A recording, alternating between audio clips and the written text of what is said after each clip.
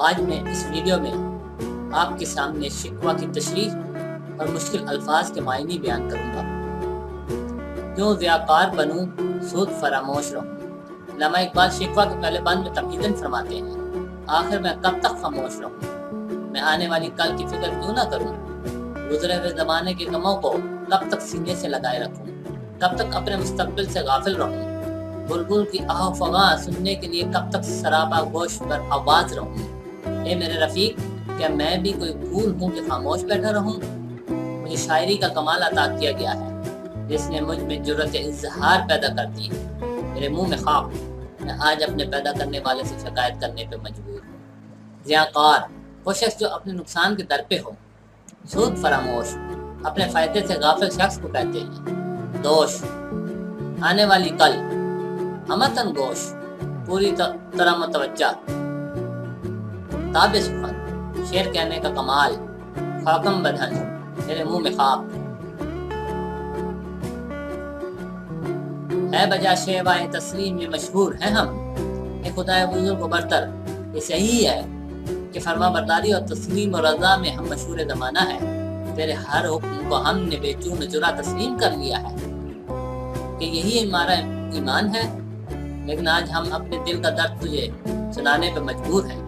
ہماری حیثیت اس خاموش ساز کسی ہے جس کا انگ انگ فریاد و فغاں سے پر ہے۔ آج ہمارے لبوں پر فریاد ہے تو اس کے لیے ہمیں معذور و بے بس جان کر ہمیں اپنے عفو و کرم سے معاف فرما۔ ہم تیرے عاجز و مجبور بندے ہیں، ہم تیری حمد و ثنا کے عادی ہیں، آج ہم سے تھوڑی سی شکایت بھی سن لیں۔ شیوائے تسلیم فرما برداری کی عادت، فوق حمد باری تعالیٰ کی حمد و ثنا کا عادی، الہ شکایت تھی تو ازل سے ہی تیری ذات قدیم، باری تعالیٰ تو سب سے زیادہ قدیم ہے، تیری ذات تو روز ازل سے ہی موجود تھی، لیکن اس کی حیثیت کیا تھی؟ کیونکہ ابھی تیری صفات کی جلوہ گری نہیں ہوئی تھی۔ اس کی مثال یہ تھی کہ باغ میں پھول تو موجود تھا مگر اس کی خوشبو ابھی پھیلی نہ تھی۔ یہ لطف و کرم کے عام کرنے والی، اگر انصاف کی نظر سے دیکھا جائے تو یہ تیرے فرما بردار بندے مسلمان نہ ہوتے تو تیرے وجود سے دنیا والوں کو کس طرح علم ہوتا؟ یہ مسلمان ہی تھے جنہوں نے مشرق تا مغرب تیرے پیغام کو عام کیا۔ اگر یہ مقصد اعلیٰ نظروں کے سامنے نہ ہوتا تو تیرے محبوب حضرت محمد مصطفیٰ صلی اللہ علیہ وآلہ وسلم کی امت کوئی دیوانی تو نہ تھی کہ دنیا جہاں کی خواب چھانتی پھرتی اور ساری دنیا کو اپنا دشمن بنا لیتی۔ شمیم خوشبو، صاحب الطاف امین، لطف و عنایت کا عام کرنے والا خدا۔ ہم سے پہلے تھا عجب تیرے جہاں کا منظر، ظہور اسلام سے پہلے تیری دنیا کا عجیب عالم تھا۔ کہیں پتھر کو پوجا جاتا تھا تو کہیں درختوں کے سامنے تیرے بندے سربا سجود ہو جاتے تھے۔ مختصراً یہ کہ انسان صرف اسی کی عبادت کرتا تھا جسے وہ دیکھ اور محسوس کر سکے، تو چونکہ انسانی آنکھ سے اوجھل ہے پھر کیوں کر تیری پرستش کی جاتی؟ تو اس سے بھی واقف ہے کہ تیرا کوئی نام لیوا تک نہیں تھا، لیکن ہم نے تیرے نام کی ایسی مشعل روشن کی کہ سارا عالم اس کی شعاعوں سے منور ہو گیا۔ مسجود جسے سجدہ کیا جائے، معبود جس کی عبادت کی جائے، خوگر عادی، فکر محسوس، مادی اور ٹھوس اشیاء۔ بس رہے تھے یہی سلجوق بھی تورانی بھی۔ آغاز اسلام سے قبل یہاں مختلف قومیں آباد تھیں، ان میں کوئی سلجوقی تھا تو کوئی تورانی، چین میں چینی اور ایران میں ساسانی، اس دنیا میں یونانی بھی تھے، یہودی بھی اور عیسائی بھی۔ لیکن یہ تو بتا کہ تیرے نام پر کس نے تلوار اٹھائی؟ یہ مسلمان ہی تھے جو تیرا نام لے کر میدان میں اتر آئے اور حق کے صداقت کا پرچم سر بلند کیا۔ سلجوق یہاں ترکوں کے اس مشہور قبیلے کی جانب اشارہ ہے جو اسلام سے پہلے موجود تھا۔ تورانی ترکستان کے باشندوں کا لقب، معمورہ دنیا تھے ہم ہی ایک تیرے ماں کا آراؤں میں، وہ ہم ہی تھے جو تیری عظمت و سربلندی کی خاطر میدان کارزار میں بے خطر کود پڑے۔ کبھی ہم نے خشکی پر اور کبھی سمندروں میں جہاد کیے، کبھی یورپ کے گرجا گھروں میں اذانیں دی تو کبھی افریقہ کی تپتی ہوئی سرزمین پر، اور کبھی لک و دک بیابان ہماری اللہ اکبر کی صداؤں سے گونج اٹھے۔ بڑے بڑے بادشاہ ہماری نظروں میں ہیچ تھے اور ان کی شان و شوکت ہمیں مرغوب نہ کر سکتی تھی۔ ہم وہ ہیں جنہوں نے تلواروں کے سائے میں توحید کا پرچم ہمیشہ سر بلند رکھا۔ مار کا آلہ میدان جنگ کو زینت بخشنے والا مرد مجاہد۔ ہم تو جیتے تھے جنگوں کی مصیبت کے لیے، ہماری زندگی اور موت دونوں ہی تیرے لیے تھی، ہماری زندگیاں تیری راہ میں جہاد کے لیے وقف تھی، ہماری زندگی کی طرح ہماری موت بھی تیری سربلندی اور سرفرازی کے لیے واقع ہوئی تھی۔ ہم اس لیے جنگ کے مصائب اور تکالیف نہیں برداشت کرتے تھے کہ اس کے عوض ہمیں دنیاوی عیش و آرام اور تاج و تخت میسر ہو۔ اگر ہماری قوم زر و جواہر کی بھوکی ہوتی تو بتوں کو توڑنے کے بجائے بت فروشی کو اپنا شعار بنا لیتی۔ آخری مصرع میں محمود غزنوی کی سومنات میں بت شکنی کے واقعے کی جانب اشارہ ہے۔ سر بقف جان دینے پر تیار ہونے والا، ٹل نہ سکتے تھے اگر جنگ میں اڑ جاتے تھے، اگر ہم تیری راہ میں جہاد کا فیصلہ کر کے میدان جنگ میں کود پڑتے تھے تو اس پر آخر وقت تک ثابت قدم رہتے تھے۔ یہی ہماری ثابت قدمی شیر دل دشمنوں کے پاؤں میدان سے اخار پہنتی تھی۔ اگر کوئی تیری نافرمانی کرتا تو ہم آگ بگولا ہو جاتے تھے۔ تلوار تو کیا چیز ہے، توپ و تفنگ خوف زدہ نہیں کر سکتے تھے۔ ہماری اس ثابت قدمی نے توحید کا نقش ہر دل پر ثبت کر دیا۔ ہم تلواروں کی زد پر بھی تیری توحید کا پیغام عام کرنے سے نہ ہچکچاتے تھے۔ سرکش باغی، تو ہی کہہ دے کہ اکھاڑا در خیبر کس نے، اے خداوند عالم تو ہی بتا کہ خیبر کے دروازے کو کس نے اکھاڑ پھینکا تھا اور اس مضبوط قلعے کموز کو کس نے فتح کیا، کیسر کے شہر قسطنطنیہ پر فتح و نصرت کے جھنڈے کس نے گاڑ دیے، ہمارے جیسے انسانوں کے بنائے ہوئے بتوں کو کس نے پارا پارا کر دیا، کافرین اور مشرکین کو سزائیں کس نے دیں، ایران کے آتش کدہ کو کس نے ٹھنڈا کیا، اور پھر وہ کون تھا جس نے تیرے نام کو دوبارہ زندہ کیا۔ کیسر کا شہر قسطنطنیہ مخلوق خداوند انسان کے تراشے ہوئے بت، آتش کدہ ایران، فتح ایران سے قبل ایرانی آتش پرست تھے اور ان کی عبادت گاہوں میں ہمیشہ آگ روشن رہتی تھی۔ بڑے صغیر پاک و ہند میں پارسی اسی ایرانی قوم کے باقیات میں سے، ان کی عبادت گاہوں میں بھی آگ جلتی رہتی تھی۔ نروان خدا، کون سی قوم فقط تیری طلبگار ہوئی، ہم مسلمانوں کے علاوہ کون سی قوم تیری محبت میں دیوانی ہوئی، کس قوم نے تیری خاطر جنگ و جدل کے مصائب برداشت کیے، کس کی تلوار نے دنیا کو فتح کر کے اس کا نظم و نسق سنبھالا، اس قوم کی تکبیر کی آوازوں سے دنیا خواب غفلت سے بیدار ہوئی، وہ کون سی قوم تھی جس کی حیبت، رعب اور دبدبے سے بت پرست خوفزدہ رہتے تھے، وہ کون تھے جن کے سامنے بت منہ کے بل گر کر تیری وحدت کے ترانے گاتے تھے۔ وہ اللہ احد، وہ اللہ ایک ہے، آ گیا عین لڑائی میں اکر وقت نماز، ہم تیرے فرائض سے کبھی غافل نہیں رہے۔ میدان جنگ میں بھی جب کبھی نماز کا وقت آ گیا تو ہم قبلہ روح ہو کر تیری بارگاہ میں سر بسجود ہو جاتے تھے۔ ہماری مساوات کا یہ عالم تھا کہ غلام و آقا ایک ہی قطار میں اس طرح کھڑے ہو جاتے تھے کہ حاجت مند اور حاجت روا اور فقیر امیر کی تمیز مٹ جایا کرتی تھی۔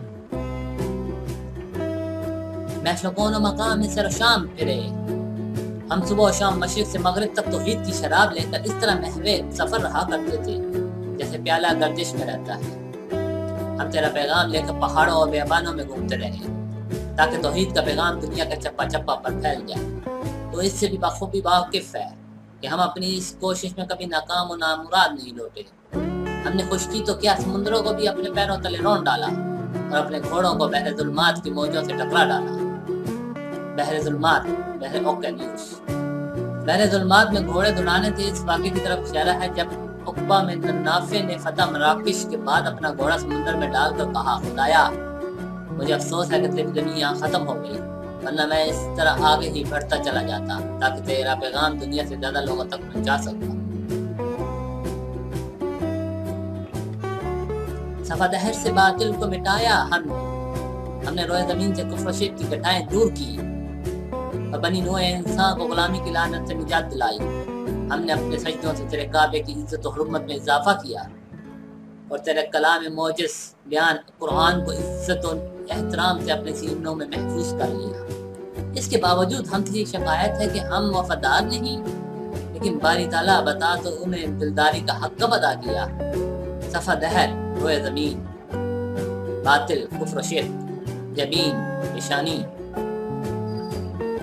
امتیں اور بھی ہیں ان میں گناہگار بھی ہیں۔ اس قرآن آج پر بہت سی قومیں آباد ہیں، ان میں گناہگار بھی ہیں اور عاجز و نیک بھی، ان میں ایسے بھی ہیں جو اپنی انا کے غرور میں مست و بے خود ہیں، ان میں کامل بھی ہیں اور غافل و ہوشیار بھی، ان میں بے عمل بھی ہیں اور باعمل بھی، ان میں سینکڑوں ایسے بھی ہیں جو تیرے وجود ہی کے منکر ہیں اور تیرا نام بھی سننے کے روادار نہیں۔ اس کے باوجود تیرے رحم و کرم کے دروازے ان پر کھلے ہوئے ہیں، لیکن تیرے نام لیوا مسلمان تیرے لطف و عنایت سے محروم ہیں۔ اغیار غیر کی جمع، برق بجلی، بت صنم خانوں میں کہتے ہیں۔ آج مسلمانوں کی کراوٹ کا یہ عالم ہے کہ بت پرست خوشی اور مسرت کے ساتھ یہ کہتے پھر رہے ہیں کہ مسلمانوں کا نام صفحہ ہستی سے مٹ جائے گا اور ان کے کعبے کا کوئی پاسبان باقی نہیں رہے گا۔ وہ لوگ بھی باقی نہیں رہیں گے جو اونٹوں کے قافلوں میں حدیث خوانی کیا کرتے تھے، ان کے اٹھنے کے ساتھ ہی قرآنی تعلیمات بھی دنیا سے معدوم ہو جائے گی۔ اس صورتحال کو کفار ہم پر طنز و تعریض کے تیر برسا رہے ہیں۔ اے خدائے بزرگ و برتر، تجھے کچھ اس کا احساس بھی ہے یا نہیں؟ ہم تو رہے ایک طرف، تجھے اپنی توحید کا بھی تو کوئی خیال نہیں۔ ہدی وہ نغمہ جسے سن کر اونٹ خوش ہو کر اپنی رفتار تیز کر دیتا ہے۔ خندہ زن ہنسی اڑانا، یہ شکایت نہیں ہے ان کے خزانے معمور، ہمیں یہ شکایت نہیں کہ غیر مسلموں کے خزانے زر و جوائز سے کیوں بھرے ہوئے ہیں، جبکہ انہیں محفل میں بات کرنے کا شعور تک نہیں۔ افسوسناک بات تو یہ ہے کہ کافروں کے پاس دنیاوی عیش و عشرت اور دولت کی فراوانی ہے، جبکہ نادر مفلس مسلمان کو صرف وعدہ فردا یعنی موت کے بعد جنت پر زندگی گزار رہا ہے۔ اے خدا، ہم پر اب زمانہ سابق کی طرح عنایات و مہربانیاں کیوں نہیں ہیں؟ ہم سے ایسی کون سی خطا سرزد ہوئی ہے کہ اب پہلی سی مہربانی کیوں نظر نہیں آتی؟ قصور کثر کی جمع، مدارت خاطرداری، کیوں مسلمان میں ہے دولت دنیا عنایات؟ مسلمان دنیاوی دولت سلطنت اور حکومت سے آج کیوں محروم ہے؟ وہ قادر مطلق ہے، تیرے خزانے میں کسی چیز کی کمی نہیں، تیری قدرت کی تو نہ کوئی حد ہے نہ حساب۔ اگر تو چاہے تو ریگستان سمندر میں تبدیل ہو جائے اور صحرا کی جگہ موجے ٹھاٹھے مارنے لگے۔ آج رسوائی، ناداری اور مفلسی نے ہمیں آن گھیرا ہے، ہم غیروں کے تانوں کا شکار ہو رہے ہیں۔ کیا تیرے نام پر مرنے مٹنے والوں کے لیے خاری کے سوا کچھ بھی نہیں؟ سوئی زدہ جسے تھپڑ مارا گیا، بنی اغیار کی اب چاہنے والی دنیا، اب اس دنیا پر غیروں کی حکمرانی ہے اور دولت کے تمام ذرائع انہی کی ملکیت میں ہیں۔ اب ہمارے لیے یہاں کوئی جگہ نہیں، مسلمان اب صرف خیالی دنیا میں رہتا ہے۔ ہم تو اس دنیا سے رخصت ہوئے اور غیروں نے اس کی انان سنبھال لی ہے۔ پھر یہ نہ کہنا کہ دنیا تیرے نام میں پیغام توحید سے خالی ہو چکی ہے۔ ہم زندہ ہیں تو اس لیے کہ تیرا نام دنیا میں باقی رہے۔ ایسا نہ ہو کہ دنیا کے میخانے میں توحید پلانے والے ساقی رخصت ہو جائے اور صرف پیالہ ہی رہ جائے۔ اس سے مراد یہ ہے کہ اگر دنیا مسلمانوں سے خالی ہو گئی تو تیرا نام بھی باقی نہ رہے۔ خدا پرستی کی محفل برخاست ہو، تو یہ محفل بھی گئی، چاہنے والے بھی گئے۔ خدا پرستی کی محفل برخاست ہوتے ہی خدا کے چاہنے والے بھی اٹھ گئے۔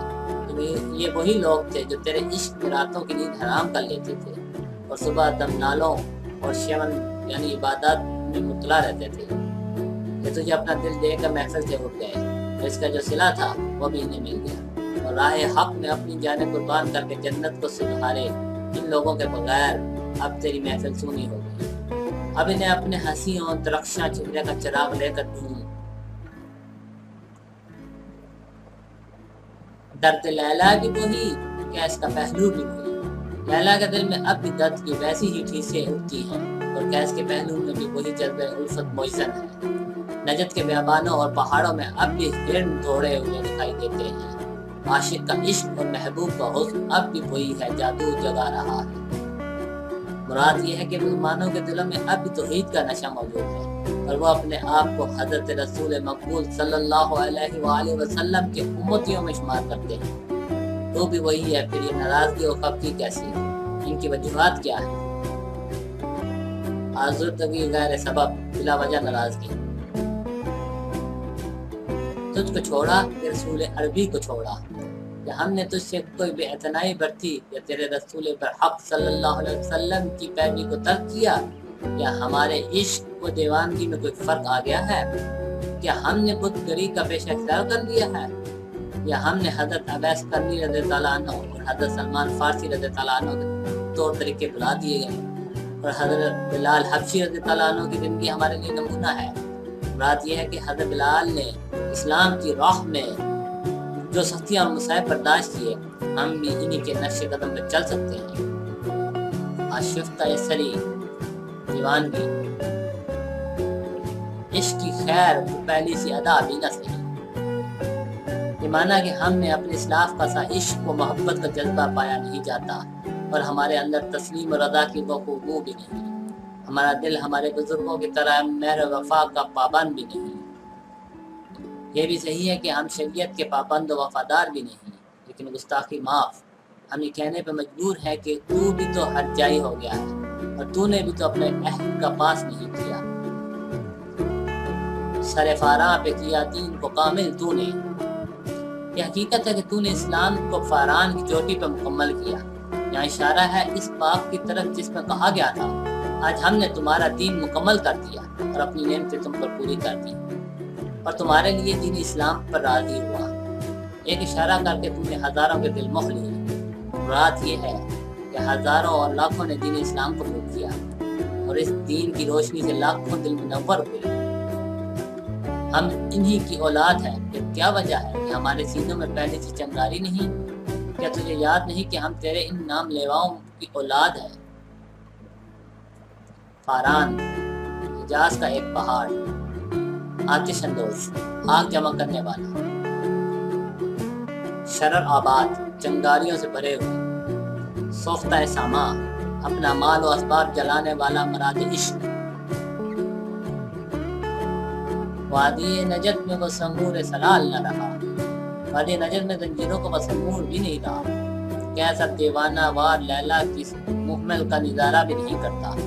مراد یہ ہے کہ مسلمانوں کے دلوں میں اب ایمان کی حرارت سرد ہو چکی ہے، اور وہ عشق رسول اللہ صلی اللہ علیہ وسلم کے جذبات میں سرشار بھی نہیں رہے، نہ ان کے سینوں میں وہ دل رہا، نہ وہ حوصلے اور نہ وہ بلبلے۔ نتیجہ یہ نکلا کہ یہ گھر ایسا اجڑا کہ محفل پہ رونق ہو گئی۔ تو پھر ایک بار ہماری حال تزار پر کرم فرما، تاکہ ہماری محفل کی رونق لوٹ آئے۔ سلاسل، جمع سلسلے کی بامعنی زنجیریں، بادہ کش غیر ہے گلشن میں لب جو بیٹھے۔ اے خدا، آج ہماری یہ حالت ہے کہ اغیار عیش و مسرت اور دولت و ثروت کی فروانی میں زندگی گزار رہے ہیں، اور تیرے نام لیوا فاقہ مست مسلمان اس دنیا کے ایک کونے میں سب سے الگ تھلگ سمٹے سمٹائے بیٹھے تیرے فضل و کرم کے منتظر ہیں۔ تو اپنے ان جانثاروں پر رحم فرما، اور ان کے دلوں کو اپنی پاک محبت سے معمور اور منور کر دے۔ جام بقف، ہاتھ میں شراب کا پیالہ لیے، نغمہ کو کو کمری کا نغمہ، خود افروزی، اپنے آپ کو چمکانا۔ قوم آوارہ اناتاب ہے، پھر سوئے حجاز۔ اے خدا، ہم اپنی غلطیوں اور خطاؤں پر نادم ہیں، ایک بار پھر ہم نے اپنے مرکز حجاز کی طرف پھیر دیا ہے۔ گو کہ ہم بے پر ہیں، لیکن تو اپنی عنایت و کرم سے ہمیں قوت پرواز عطا فرما۔ ہماری قوم کے ہر فرد میں عجز و نیاز اور تسلیم و رضا کا جذبہ بیدار ہوا ہے، اب صرف تیری ایک نگاہ کرم کے منتظر ہے، ہمارا ساز مضطراب کے انتظار میں ہے۔ تو ذرا اسے چھیڑ کر تو دیکھ کہ اس میں کتنے نغمے بھرے پڑے ہیں۔ آج پھر ایک بار کوہ طور کسی آگ میں جلنے کے لیے بےتاب ہے۔ بات یہ ہے کہ ہم میں بیداری کی لہر پیدا ہو گئی ہے، اگر تو چاہے تو ہم تیری راہ میں اپنی جانیں قربان کر دیں۔ اناتاب، لگام موڑنے والا، مشکل امت مرحوم کی آسان کر دے۔ خدایا تیرے محبوب رسول مقبول صلی اللہ علیہ وآلہ وسلم کی امت کی مشکلات اور مصائب دور کر دے۔ ہم جو مفلس بھی ہیں اور حقیر بھی، اس کے باوجود ہمیں سلیمان علیہ السلام کا رتبہ عنایت فرما۔ ہمارے دلوں میں تیری اور تیرے محبوب کی محبت ٹوٹ ٹوٹ کر بھر دے۔ ہمارے دل جو سراپے حسرت یاس ہیں، اور ہمارے سینے نشتروں سے چھلنی ہو رہی ہیں۔ ہم ہندی مسلمان جو صرف نام کے مسلمان ہیں، ہمیں توفیق عطا فرما کہ ہم سچے مسلمان بن سکیں۔ مور، چونٹی، مورے بے مایا، حقیر اور بے سر و سامان، بوئے گل لے گئی بیرون چمن رات چمن۔ اس گلستان کے رازوں کو خود کسی کے پھولوں کی خوشبو نے افشا کیا ہے۔ مراد یہ ہے کہ خود مسلمانوں نے غیروں سے ساز باز کر کے اپنے ہی ہم مذہبوں سے غداری کی ہے۔ بہار کا موسم اختتام کو پہنچا ہے اور اب ہر سو خزاں ہی کی عملداری ہے۔ محبت و اخوت کے گیت گانے والے ایک ایک کر کے رخصت ہو گئے، اب صرف ایک بلبل اقبال رہ گئی جس کا سینہ نغموں سے لبریز تھا۔ غماز جغل خور، زمزمہ پرواز گیت گانے والا، تلاتم طوفان، کمریہ شاخ صنوبر سے گریزاں بھی ہوئی۔ کمریہ شاخ صنوبر سے دور ہو چکی ہے اور پھول کی ایک ایک پتی جھڑ جھڑ کر گزر چکی ہے۔ باغ کی پرانی روشیں ویراں ہیں، ڈالیاں پیراہن برگ سے عریاں ہو گئی ہیں۔ چمن کی اس ویرانی اور بربادی کے باوجود ایک بلبل اقبال نغمہ سرائی میں مست ہے۔ وہ موسم کی اس بے رحمی سے بالکل ہراساں نہیں ہے، لیکن افسوس کا مقام تو یہ ہے کہ کوئی اس کی فریاد کی لے سمجھ نہیں پایا۔ لطف مرنے میں ہے، باقی نہ مزہ جینے میں۔ قوم کی اس بے حسی کے سبب اب نہ تو مرنے کا لطف باقی رہا اور نہ جینے میں مزہ رہا۔ اب اگر کیف و سرور رہے تو صرف خون جگر پینے میں۔ میرے سینے میں سینکڑوں ایسے جذبات و خیالات ہیں جو بے نقاب ہونے کے لیے بےتاب ہیں، لیکن کون ہے جو میرے ان داغوں کو دیکھ سکے؟ مراد یہ کہ کوئی ایسا صاحب نظر نہیں جو میرے دل کی صداؤں کو سن سکے یا سمجھ سکے۔ کیا کہ بلبل تنہا کی نوا سے دل، باری تعالیٰ میری زبان میں ایسی تاثیر دے کہ میرا ہر لفظ میری قوم کے دلوں کو متاثر کر سکے۔ میری آواز میں ایسی گونج عطا فرما کہ ہر سننے والا خواب غفلت سے بیدار ہو جائے، تاکہ میری قوم میں احساس ضیاء پیدا ہو جائے اور پھر ایک بار تیرے پیغام توحید سے وہ اپنے دلوں کی پیاس بجھا سکے۔ میرا پیالہ اگرچہ اجمی ہے لیکن اس میں جو شراب ہے وہ خالص اسلامی ہے۔ میں نے اردو میں نغمہ سرائی کی ہے لیکن اس کی لے تو حجازی ہے۔